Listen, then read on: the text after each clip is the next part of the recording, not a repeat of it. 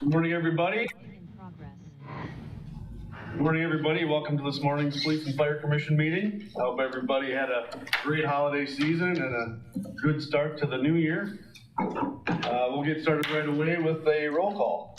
Pinker. Yes. Gershman. Yes. Schutz. Yes. Meek. Hanson. Yes. Any public comment or correspondence this morning? Lois? Yes, good morning. As mayor, I would like to welcome James Clemens, Jonathan Pangboard, and Brad, help me please. Braden. Thank you. Braden Peterson. I know that's the next item on the agenda, but I want to welcome you all to the fire department and hope that you can help put some more fires out. And safety. Thank you very much. Thank you, Lois. Any other public comment? Okay, moving on. The introduction of Fire Department Career Track 2 recruits, James Clements, Jonathan Pangborn, and Braden Peterson. Thank you for the opportunity to introduce our 3 new Career Track 2 recruits. This marks a return to our 2021 staffing levels, a significant milestone. We extend our gratitude to the community for supporting the April 1st, 2025 referendum that enabled this achievement. Please hold applause until all 3 candidates have been presented. Recruit Clements, please step forward. James Clements started with the Marshfield Fire and Rescue Department on December 8th, 2025 as a Career Track 2 recruit. He successfully completed his EMT ride-along with our department in November and December of 2024. During that time, he found that he enjoyed working with our staff and decided to pursue a career with us. James has completed his candidate physical ability test and will be working on paramedic and firefighter 1. He started his paramedic program with Mid-State Technical College in September 2025. It will graduate in April of 2026. He will also attend the NTC Fire 1 Summer Fire Academy in June of 2026. After successful completion of paramedic and firefighter 1, he will move to Career Track 1 assigned to the Red Shift. Prior to his interest in the fire service, James attended the Marshfield Senior High School and graduated in 2024. During that time, he spent his time as an athlete on the wrestling, football, and track teams. In 2024, he was named WIAA Athlete of the Year for the Marshfield High School. He's accompanied by his father, retired interim Chief Jody Clements. All right. We'll call Recruit Pangborn to step forward. All right. Jonathan Pangborn started with the Marshfield Fire and Rescue Department on January 2nd, 2026 as a Career Track 2 recruit. He has completed his candidate physical ability test and has obtained Fire 1 certification from North Central Technical College. He has started his paramedic program with North Central Technical College on January 5th and will graduate in December 2026. After successful completion of paramedic and firefighter, he will move to Career Track 1 assigned to the green shift. Before entering the fire service, he graduated from Faith Christian Academy High School in Wausau, Wisconsin. He attended North Central Technical College to obtain his EMT license. He also worked for Denyon Homes Builders and other construction companies, which taught him many valuable lessons in building construction that will serve him well as he advances in the fire service. All right, Recruit Peterson, if you could please step forward. All right, Braden Peterson started with the Marshfield Fire and Rescue Department on January 12th, 2026 as a Career Track 2 recruit. He has completed his Fire 1 certification class at Mid-State Technical College and will be taking his state practical this Saturday. He will be working on his candidate physical ability test and will have it completed over the next 90 days. He will start his paramedic course at Mid-State Technical College on January 26, 2026 with an expected graduation date in December 2026. After successful completion of paramedic and his CPAT, he will move to Career Track 1 assigned to the blue shift. Before joining the fire service, he graduated from Athens High School. During his time there, he participated in track and cross country for 7 years. He also worked as a forklift operator at Marathon Cheese and Wausau Window and Wall Systems. Seeking flexibility to attend his EMT course at North Central Technical College, he later took a job at Buffalo Wild Wings. Again, these 3 candidates will be a valuable addition to the Marshfield Fire and Rescue Department. We are excited to support their growth and knowledge and skills as they advance in their careers. Please join me in welcoming recruits Clements, Pangborn, and Peterson to the Marshfield Fire and Rescue Department family.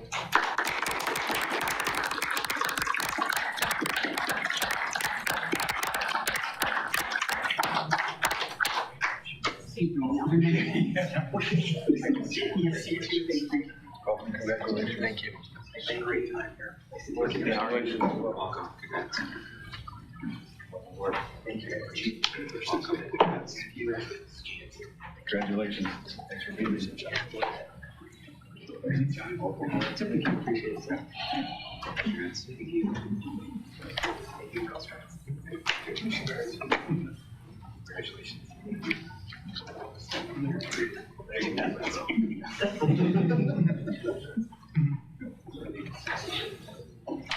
Thank you, Chief. Thank you guys for being here. It's good to see young, promising talent coming through here. So I think it's going to be a good thing. So looking forward to it. Thank you, everyone. Thanks, guys.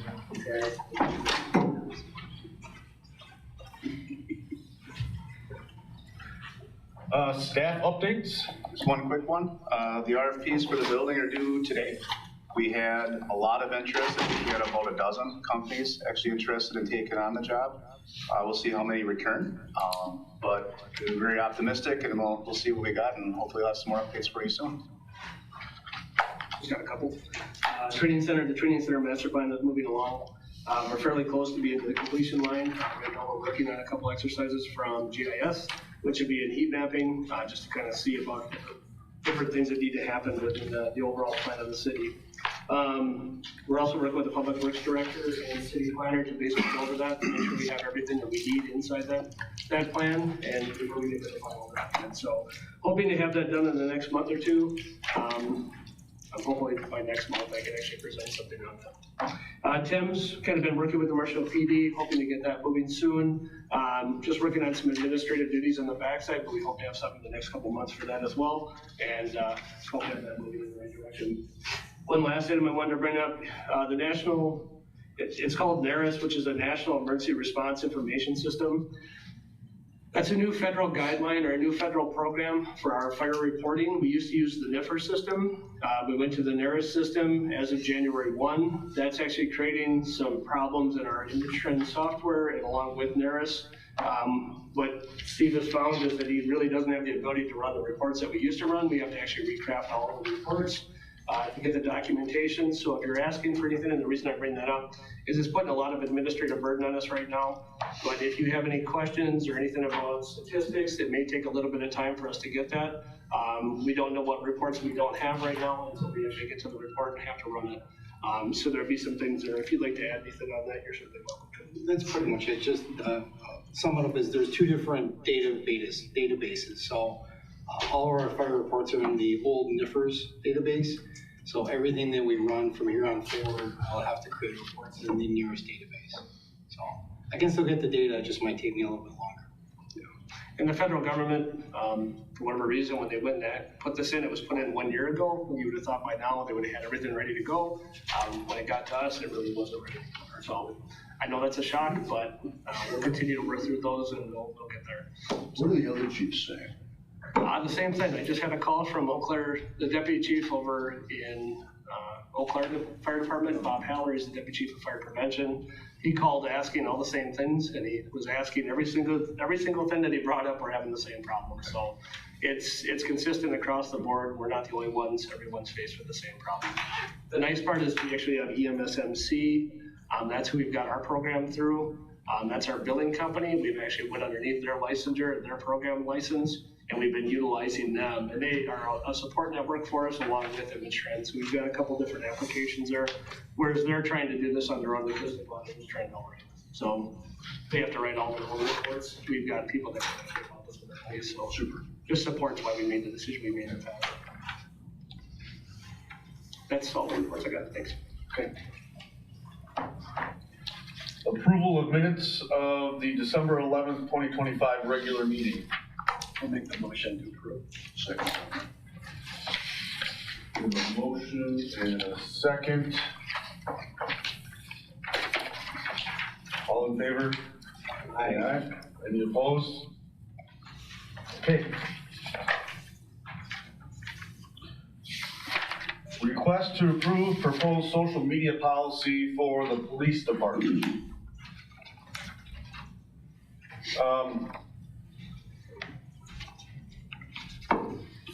Since these policies are going to be the same, can we Can we do them together? I think there's some slight differences. Do we have to do them separately? Currently, you guys are not actually having comments, right? There is some small differences. Small differences. Okay, we'll keep it separate then, so that's fine.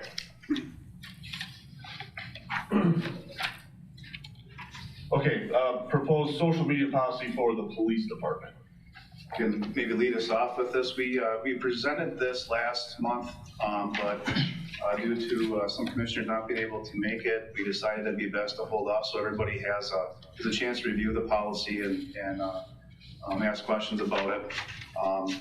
Attorney Wolfgram is here to help with any questions, and really our purpose is to have a policy that allows us to engage with our community in a way that's safe for citizens who use that platform, along with our employees who also use that platform. So we approached Attorney Wolfgram a few months ago to help us navigate through this, and in your packets is the proposed policy for your review and approval.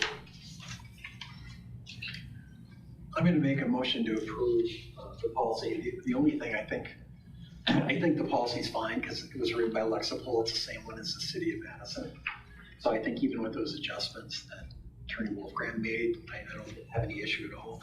The only thing I would ask is maybe after some period of time that we actually talk about it in terms of how active we had to be in terms of removing comments from the public, because we can't regulate the public, and we have rules. But that's the only comment I have. So I'd like to make the motion. I think that's fair. Okay. Yeah. Thank you. Yeah, I'm glad you brought that up, Randy, because I had the same concern as far as why this became such an important issue for us in the first place, and What I can tell you, where it's going to go and take it. Yeah, sorry. What I can tell you is that when Travis and I discussed about when we would remove, it would have to be egregious. This is something that we understand. This is a platform. It's an open forum. We are a public platform, and there's a responsibility that we have to allow people to respond on this. We have thick skin, but there's been some that are over the line, and we want to have the ability to move. In a perfect world, we'll be back in a year. When you ask the question, it'll be zero. That's what I hope. Yeah, and I think as an alternative, if it ends up being too much, that we explore the idea of just turning comments on. But I'd like to see both the fire department, the police department more active in their social media, because you have a lot of followers, more followers than anybody else in the community. You want to take advantage of that opportunity to be able to push content out. I don't know what content, but you use it. So that's all I got. Thank you. So we had addressed this some time ago before the last meeting and what the problem was. It sounds like everybody kind of understands that what's unique here, and I want to correct Jody, this is complex. So the idea that it's an open forum, it's really a restricted forum. So it is a public forum, but it's a restricted public forum. So there's rules, because if it was a completely open forum, we can go down to, for example, the steps of the post office and say anything you want, and there would be no restriction. We have restrictions. That's what's being built in here. And I think everybody recognizes when this first came up, the problem was that this body of law, even as it applied specifically to Wisconsin, to the Seventh Circuit of the federal court, had changed substantially within a few months of time. And so at one point, it was very, it had been held that you could just simply put on the policy that you were going to restrict comments and that you could remove them. And it was essentially accepted that you could control it. The reason being there was a public purpose of doing that, and the rules are out there and you can do it. Seventh Circuit reversed that then after that and said that that's not the case, you can't. And there had to be some very specific controls because you're restricting free speech. And then what ended up happening, it was precisely the thing that we're talking about, which we changed in this policy, was regulation of comments that were sort of off topic or, deemed somehow not related to materials that were going to be put on the social media policy. And the problem with that was, this was through the University of Wisconsin. The problem with that was that it was how they were doing it. The court said you might be able to do this, and that's the key. We've not gotten a ruling here that says what we're doing and what I've put together here is legal. I'm trying to interpret what that ruling was and working within those parameters to do what I believe would be upheld, but we do need to monitor this because the law on this could change quickly. And it really did within about 9 months, because when we were discussing this, it looked like this was all fine, and then it wasn't.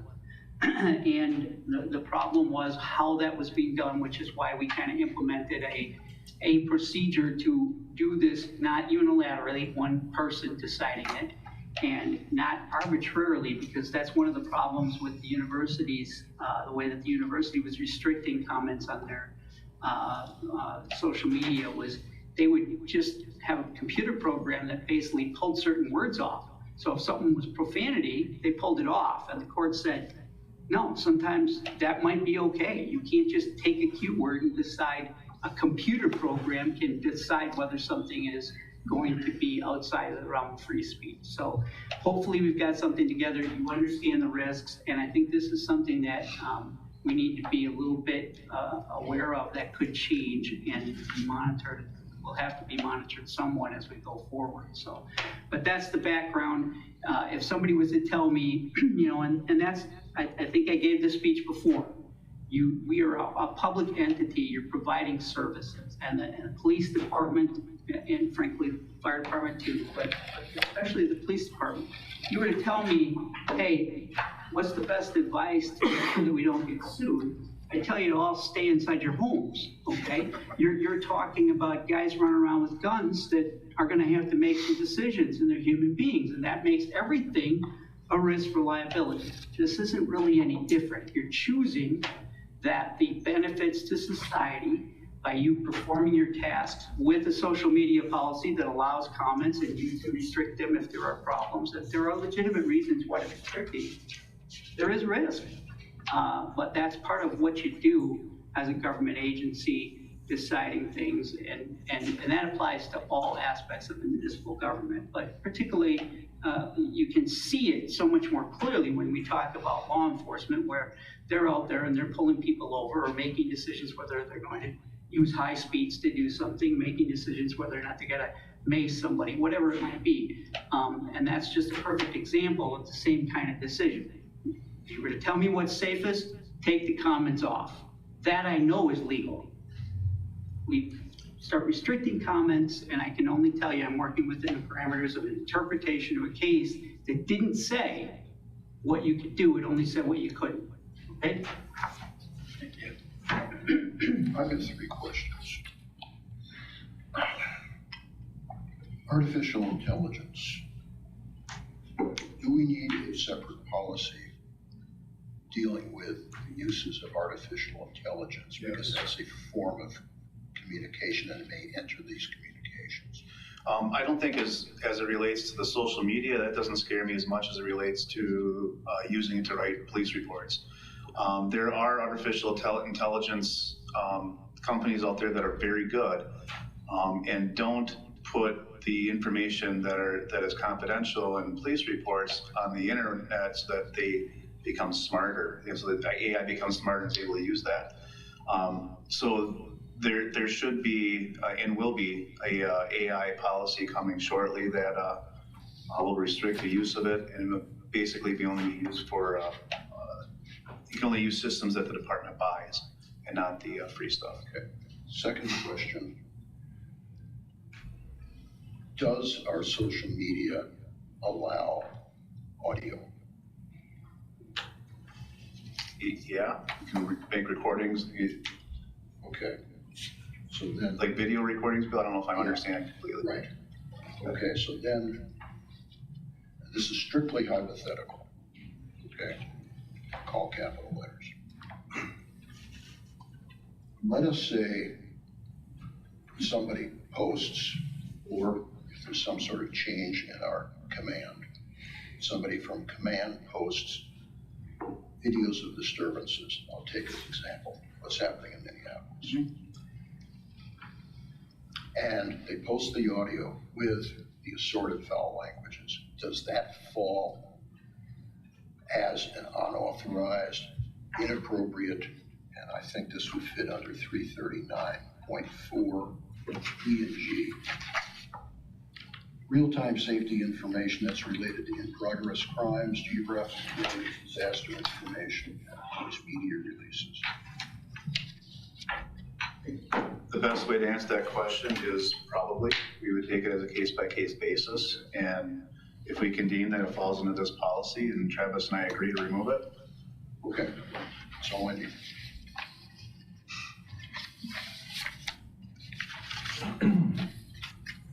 Any other questions, comments? We had a motion, and I think Bill seconded it, right? Yep. So we can do a roll call, please. Pinker, Yes. Hirschman, Yes. Schutz, Yes. Hanson. Yes.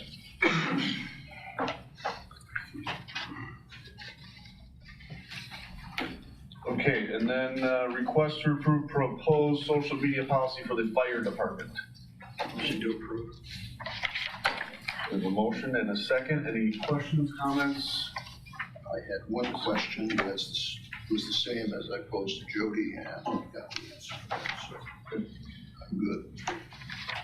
The only thing I would probably add to this is just, this does have the level of complexity where it's not gonna just be me taking this off. I really have to get another administrator. We have to review this and we have to look it over to make sure that's happening. So there is a system built in place where it can't be subjective. It has to be objective, and we have to be able to take it and utilize the policy to do that. So that's a big part of this policy. We've had some interactions in the past. We've got one that we've actually been asking HAP about for some time. We've got one person that lives in Appleton, and this is a perfect example of a situation that doesn't apply to the city of Marshfield whatsoever. This person lives in Appleton and basically latches onto a lot of our posts and puts all kinds of comments that have nothing to do with the post itself. What we've watched over time is we've actually watched the interactions that are happening in our Facebook page underneath that post, because it'll be something about, we've got the 5th light bulb on the wreath this year, which means there's 5 fires in the community. Well, suddenly this person will come on and post a bunch of stuff about a fire that happened back in 1970 and something that happened to his mom, and then basically just takes over the post and just starts putting all kinds of political ads on there. And we have no ability right now to take that off, nor do we have the ability to block that person from doing that. So this really gives us that ability to do it. But again, after that person posts that stuff, we don't see any interactions on that post again, because everybody's afraid to post anything on there because simply they're gonna get attacked by whoever this person is. And that's where we wanna try to get to, is actually keeping it as the town square for the city of Marshfield, instead of being the town square for the state of Wisconsin, where you can post whatever your grievance you have in any other community that you have. It truly is about this community and making sure that we have that open forum for them in this community. So I guess those were the things I had to add to this. Those are things that are relevant to our department. I'd be happy to answer any questions anyone may have. I do have one question about, it would be for both. So when you go to the Facebook page and you click follow or like or whatever, will that prompt the policies when you have to agree by these policies then? Ooh, that's a good question. What we were gonna do is actually post these on like our home page. I will look to see if we can actually have that, like an agree button or something. Yeah, because when you go to follow some random pages, sometimes that comes up. I don't know, is there a thing with we have 33,000 followers now that didn't click that little button? You know, so I'm wondering if maybe it is better to do a blanket statement on our policy and have our policy on that page. It definitely needs to have these rules posted that Right. this is a restricted forum, and you should be able to get the language to put on there. The mechanics of getting a button to push or agreement, I'm sure that you can, from a technical perspective, put something in that in order to post it all. So you might have posted already, they can probably do that, but that's your call. And what we need to be able to do is show, these are the rules, and we're going to apply them moving forward. And I think that's a good way to, just policy implementation and a date to it so that it's clear when it's going to apply. But, I mean, you guys have some IT people or whatever, you can talk about if there is a mechanism by which they do it. It's nice to have them do that. I don't think it's necessary as long as we show that this is the policy that's going to apply to anything posted from this date forward, we're going to be okay. This was not ever really, and again, it was never really an open forum, okay? And that the difference is that there are some things that are public forums, right?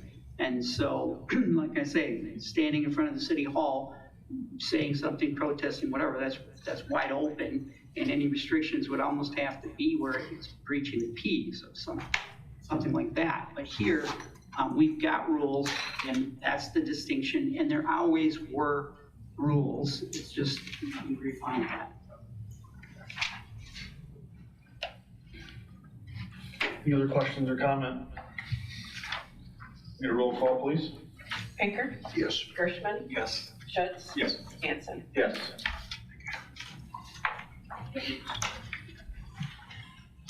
Thank you to both departments, and Hap, thank you for your participation in this. Okay, moving on, approval of police department bills. Thank you.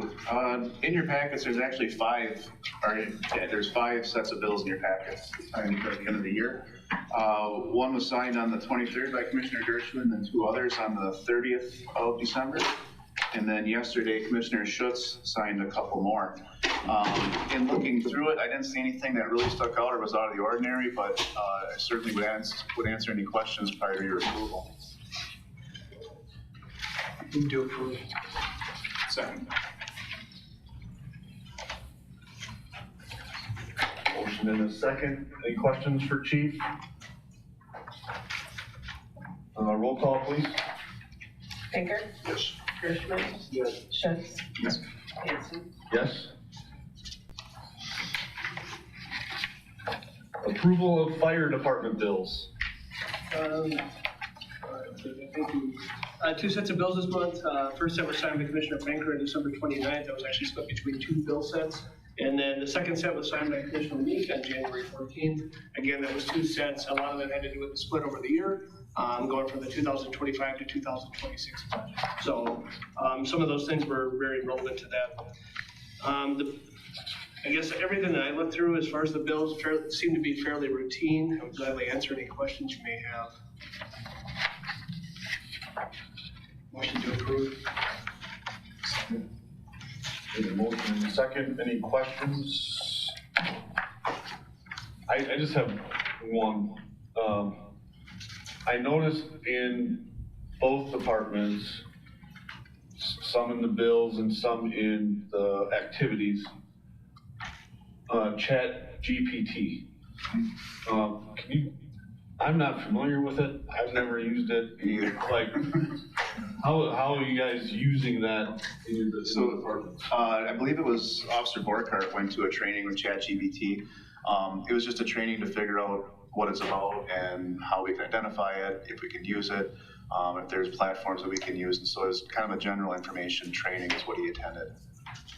That's the only ChatGPT that I've seen. Is that related to, is that like an AI? AI, Yeah, it's an AI. It's an AI program.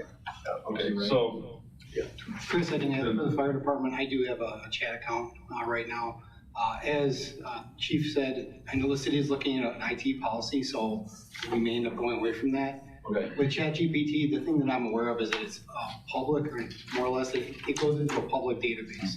So I never use it for anything that's proprietary information, department information we don't want out.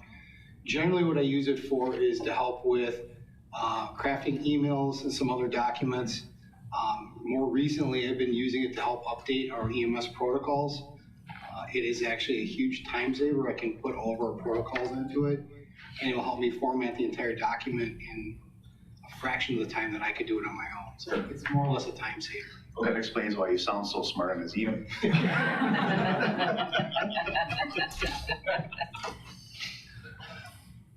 Okay, good, thank you. It's very foreign to me, and I'm just I curious. attended a couple of trainings last year on it, and the amount of things you can use it for was mind-blowing to me, so I started using it. Okay. I think one thing that we've seen in the, to just talk about AI for a second, one thing that we're seeing, like our image trend has an AI attachment to it that's actually protected. It makes sure it has all the HIPAA privacy parts in it. But what that does is it helps us to enhance that so that we get maximized billing. So that's one aspect of it, to make sure that it has the content that it's supposed to have in it. When you go and you send that to the billers, and when you send that to people, then it can actually look at those pieces. That is stuff that we possibly missed in the past.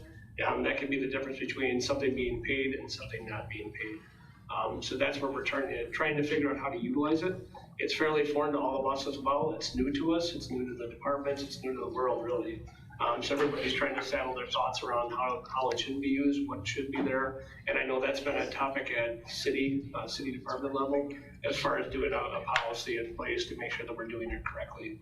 That way it don't affect us. So. Okay, good. The city is exploring AI.gov for us to use when we put information into that platform, and then is it public? So it's private side AI that we might be able to utilize within all of the city departments. Any other questions or comments? Roll call? Pinker? Gershman? Yes. Me? I'm sorry, Schutz? Hanson? Yes. Police department activities, training reports, and correspondence. Thank you. We had a pretty busy December, actually. A lot of times at the end of the year, it slows down a little bit, but it doesn't seem like we did. I'm gonna go a little bit backwards on 11B and the 18th. We did another Shop with a Cop this year. That's an awesome program, and one that is a lot of fun for officers to do, and is received very well in our community. So I'm glad that the MPPA does that one, and I'm so glad that they do that and they continue to do it. SRO Klein is kind of our point person on that, and he does a great job with them. Then backwards at 11A on the 4th, we did a CRAZE presentation for Aspires Clinton. That's an active shooter response. Assistant Chief Esther and Community Officer Iverson did that. That's another service we provide to the community. I don't know if Travis, you want to explain a little bit more about that for us? Yeah, that's been really well received. We've been doing that for a number of years, and really all it is us trying to give people methods of what to do until police arrive during an active shooter event or an active attack event. And so it's more or less a run, hide, fight type program, but it's usually about 2 hours long. We always get really good feedback about it, so we're more than happy to do that for anybody in the community that requests it, whether it's businesses or churches or schools. And those are done free of charge. With that, I will answer any questions, of course, that you might have, and ask that these be placed on file. Just just one comment. This is on page 11C, the crossing guard meeting. I'm out in the morning walking, and I frequently go past the Washington School area. And the 3 crossing guards there are absolutely fantastic. It's good to hear, and I'll pass that on to Cindy. Yeah, they do such a good job. And I know that the lady who does it at 11th and Lincoln, the kids just love her. It's such a thankless job. Those folks are out in all weather, and they're phenomenal. So we really appreciate them, and I'll pass that on. How many kids went through the program with the MPPA? The Shop with the Cop? Yeah. I don't have a number. Do you remember? Yeah, it was quite a few. It was in the teens, I think. Yeah. Okay. It's a little bit different every year, but it's usually right around that dozen-ish kids. Yeah, I was just curious because I think in the past And what's cool is that we also team up with some other area law enforcement, Wood County and things like that. So it's really kind of a fun thing for all of us. So. No, I think it's great. Thank you. Any other questions or comments for the chief? Thank you, Jody. Yes. Fire department activities, training reports, and correspondence. You bet. There was a couple things that stood out to me this week, this last month. One was we've been working with the police department to do CPR. That's been something they've asked us for a couple of years, and we've been doing it over the years. But this is something that really helps us to kind of foster that relationship between both departments. And one thing that we've seen is a really good thing on this. We actually had one of my firefighters bring me a statement that said that, it actually outlined the officers that had been part of it. But they've been basically helping out a lot more with incidents and understanding. And I think what that does is really opens up that line of communication and make sure that we've got a good working relationship.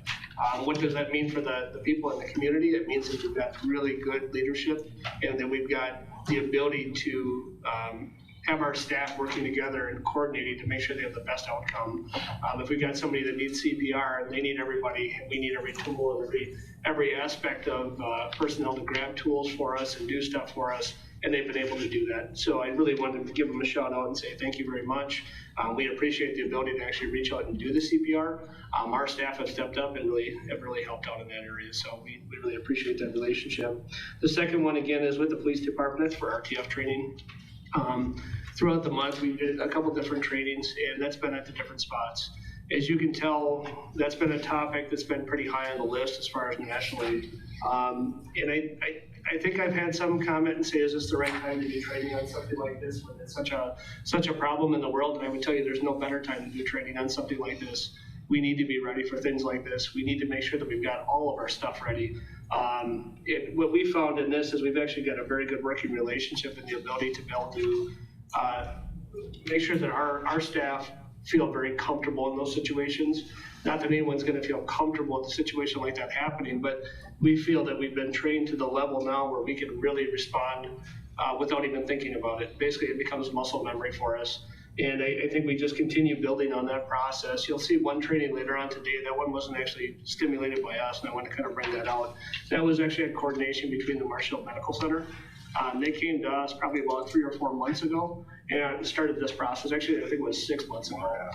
They've been planning this for a very long time. So when you start that planning process and you start talking about real world events, those things sometimes collide. And I think that's what happened in this situation. But we'll be doing that training this afternoon. It's actually in one of the buildings up there. And that can certainly happen at any time. So we continue to prepare for these events. We continue to train as hard as we can to make sure we're ready for these things. And again, this is going to be one of those processes that we just continue working on. But just wanted to give them a shout out on that and just say I appreciate the efforts they're doing on their part. Other than that, that really concludes all the stuff that I saw that really stuck out to me, but I'd be certainly happy to answer any questions you may have on any of the activities we did over the month. I've got one comment and then I've got 2 questions for Chief Barnes. I'll start with the questions for Chief. On the 8th, you did a compliance test at the Weinbrenner building. Is that the old or the new? The old, new one. New one, okay. And then on the 18th, you did one at the new rail hangar at the airport. Is that the facility where we're having difficulty getting proper size water main in there? Right. It's in. That's in. Everything's up and going, and I was told by one of their upper management that the plane will be parked in there within this week, I believe. Okay. So, because they had to get their outdoor heating in the concrete to keep it so it doesn't freeze. The sprinkler system over there in that hangar, is that water or chemical? No, or is that a combination? Just water? Yep. That is a deluge system on that one, meaning when one of the heads opens up, the whole system opens up and you get a lot of water. Okay. And then the comment, about the cooperation between the 2 departments. I think anybody that's been in the business for any length of time knows historically there have been communities where this is police, this is fire, and don't you dare cross over that line. And it's so good to see that we've got that great cooperation here. Thank you. Thank you.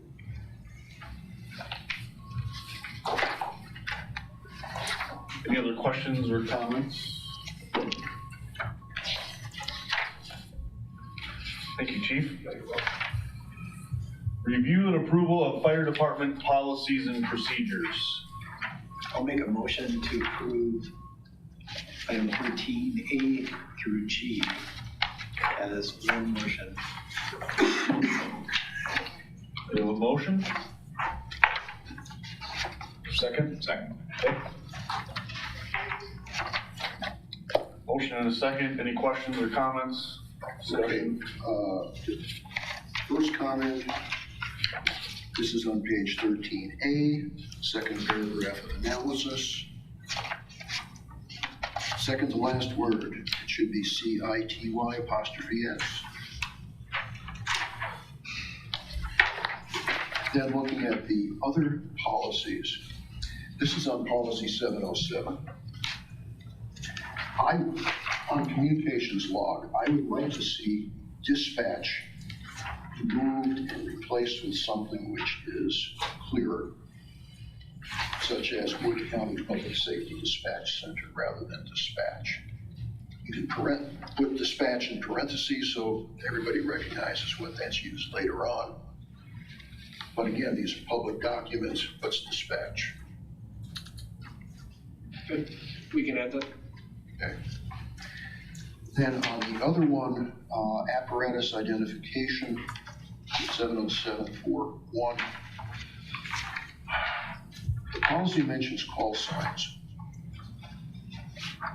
And my concern here is that the units are not represented in the policy. We're gonna have call signs. What are we calling to? Who is calling? I know when a unit arrives on the scene, like engine 1 and 202's in command, that sort of thing. If the apparatus number is different from the call sign, we should indicate that. The other thing is we should have an indication somewhere in the policy what the command call signs are. For instance, are you 100 or 101? 100. You're 100. So let's identify call signs. Chief, 100. See 100. Right on down the line. The other thing, let me just go back to that, because I know when you're looking at some of the departments that we have mutual aid with, they're talking fire 1, they're talking chief, car 1, car 2. So we should be able to, have a consistency here, so we know who we're talking about. Okay, so just for clarification on that one, you'd like to see call signs, meaning what command level would be there? Right. So even like our officers, like 101, like 202 would be our lieutenant levels of 200 Yeah. level. Right. 300 level is going to be our relief lieutenants. Right. And then we also have fire numbers too for the firefighters. So I'd go with command. Command, okay. And then you want the apparatus reflected in here? Probably so. Just to have, so that engine 1 is engine 1. Correct. So we don't get into the problem of engine 1. Is that engine 1 or is that E1? Is that engine 1 or is that one engine? 2 engine? Okay. Like 1 truck, 2 truck, that sort of thing. I understand. And that's the only comment I would make there. Okay. Would you like that policy pulled and then brought back at a later date, or do you want? Make the changes. Make the changes? Okay. Yeah. We can do that. If there's, if there's consensus agreement, we don't have to Yeah, bring it back. amend the motion to reflect those changes. Then on policy 1045, anti-retaliation. Am I correct in assuming this is the whistleblower policy? Yes. Okay, that's fine. Yep, that would be. And that policy did go in front of HR. They did send it to, not city attorney, but they sent it to our personnel attorney, which is about recent. Okay.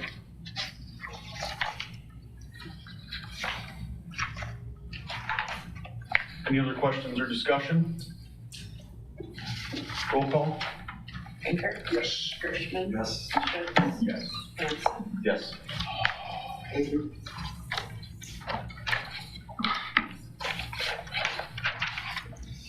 Fire service and law enforcement news updates. Okay.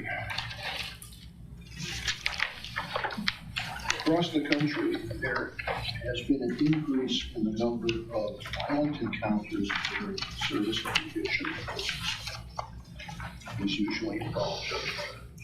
From inside the residence, at the doorway, somebody meeting the sheriff's deputies, police officers, marshals, who's ever serving them. The latest one was in Stamford, Connecticut, resulting in a 2-hour standoff. Eventually, the tenant died from a self-inflicted gunshot wound. He also had a fairly large arsenal inside the residence. We were talking AI earlier. There's a department in Arizona which is using AI to create what they call photorealistic composites based upon statements made by witnesses. They also noted that these are not the official pictures they use. Those have to be done by a forensic artist.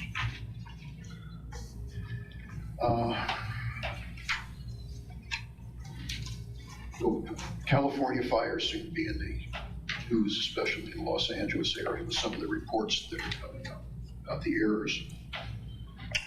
Very interesting thing came up as they were doing these, say as outside monitors are looking at the reports. The California National Guard has a program called Fire Guard. Fire Guard uses military satellites with the National Interagency Fire Center, U.S. Forest Service, and the National Geospatial Intelligence Agency's Firefly capability to detect wildfires, notify authorities, and create products to disseminate to firefighting networks. Basically, it means they use satellites to view fires, and they can update fire status every 15 minutes. It was found that during the Eden fire near Altadena, California, LA County wasn't using it. LA County officials said they weren't aware of it, though it seems everybody else in California was. Just one of those, what should we say, trivia type things. Did you know Wisconsin is home to 6 manufacturers of fire apparatus? We got Appleton is Pierce, Clintonville is Seagrave, Marion is Marion Body Works, Marshfield is S&R. There's a company in Osceola, which one would never expect, way up that way, and Oshkosh, of course, Oshkosh Truck. Interest of the police department, West Virginia State Police is moving from Glocks to a system I've never heard of, Shadow Systems. They're buying 700 full-size with optics, 80 subcompacts. Retail is around $900, and they're doing a transition with 604 troopers to their pistols. Substantially more than the Glocks. Yeah. I've mentioned in the past, we've got departments around the country that have really upped their recruitment effort because of lower department numbers. Connecticut State Police, they've begun an aggressive recruitment program, and they're aiming it specifically at gyms, military bases, and colleges. Connecticut State Police is looking at a potential loss in force of 20% by the end of 2027 due to retirements. They currently have 950 members. Their authorized strength is 1,248. So they're looking to kick it up. California Highway Patrol, same thing, new recruitment process. Struck by incidents. Since December 23rd, there have been 3 law enforcement fatalities by struck-bys. One occurred in Massachusetts, that was at a crash scene. DC Metro officer died. officer assisting a motorist. We had one just this past week in Puerto Rico. In this case, it was a motorcycle officer. He was on the cycle, but he was struck by somebody who made an illegal left turn. And I don't think it received that much notice around here, but on the 6th of January, a Wapaka County car was at a traffic scene. The officer was in the car, seatbelted, and he was struck from behind. They had one last year as well. The video was rather dramatic to just see everything crunched together. Right. For those that are in the drones, Washington, you may remember they had heavy flooding a while back. There was a gentleman standing on top of this car surrounded by flood water. They used a drone. I have no idea how big it was, but they hooked rope and a life jacket onto the drone, flew the drone over the car. The guy grabbed the life jacket, and they were able to rescue him later by a water team. Ballistic saves. Albuquerque, New Mexico. Officer shot during a warrant service, bullet lodged in his portable radio. In Traverse City, Michigan, foot pursuit, the officer was shot. It passed through the case cuffs, through the handcuffs, and stuck in his vest. We've heard about bullets lodging in radios before. It's a nice defensive technique. Way to put it. Then, where are we? Los Angeles. They passed the first step in moving forward with a ballot initiative to approve a 1/2 cent increase in the city sales tax dedicated strictly to the fire department. They have a sales tax. And they've got to go through several other steps before it even gets on the ballot.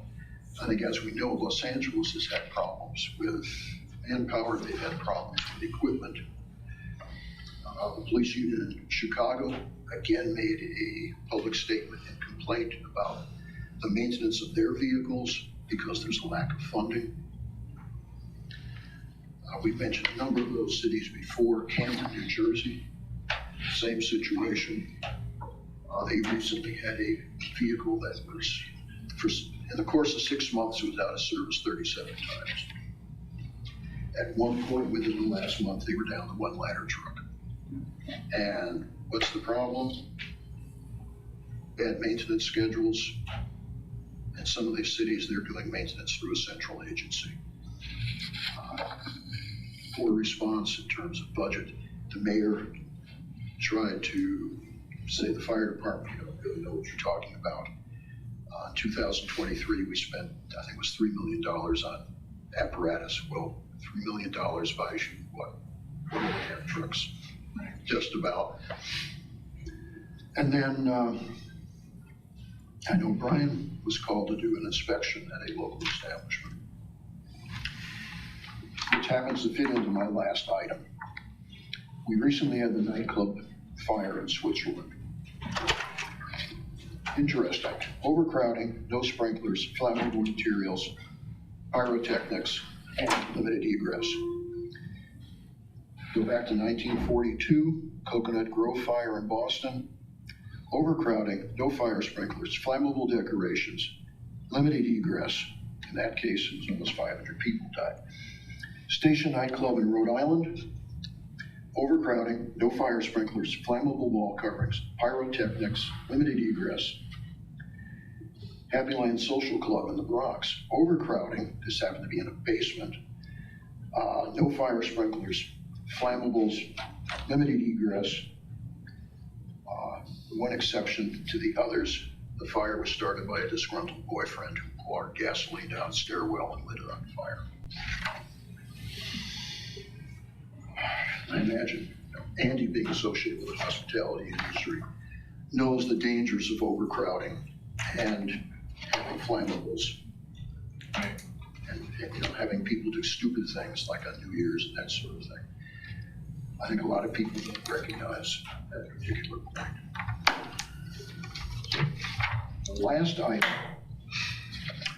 I included this simply as a point of information.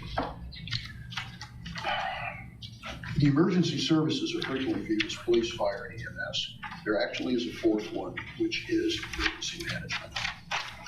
And one of the activities of emergency management is dealing with the Emergency Planning and Community Right to Know Act. Sometimes it's referenced as the Superfund Act. And that's dealt with through local emergency planning committees, which are called LEPCs. We have one in Wood County. I served in the Clark County Committee for 35 years. I've been on the Marathon County for 16. And we deal with response plans, inventories of hazardous substances, public education, and over the last several years, the LAPCs have been moving into other areas like all hazard mitigation plans, dealing with such things as planning for corn mazes and that sort of thing, and participating with fire and police departments and hazardous materials training. The last item, Wisconsin Rapids is beginning funding for the Safe Haven Baby Box. It's going to be located at one of the fire stations. The fundraising, they're looking at $30,000, and Father Robert Schaller from St. Peter and Paul Church is the head of the fundraising. So it's good to see that they're able to do that structurally, whereas we had limitations on that. But it's good to find that we've got a location going there. That would be the first in central Wisconsin. I've got more. Last meeting I said I was going to do some stats on the fire station design awards.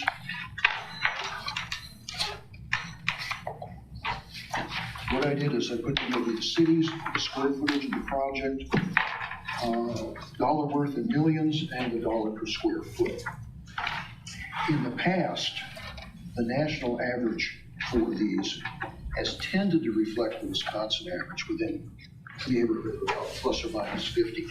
I don't think we can do that anymore. The costs have been rising in some locales rather dramatically.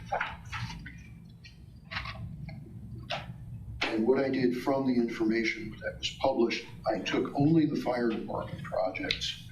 I did not take combined facilities like combined police, fire, city hall, fire, that sort of thing. We did have a training center listed, almost $7 million and close to $750 per square foot. Anyway, the median cost, middle cost was $465, the average was $456. I also have the data for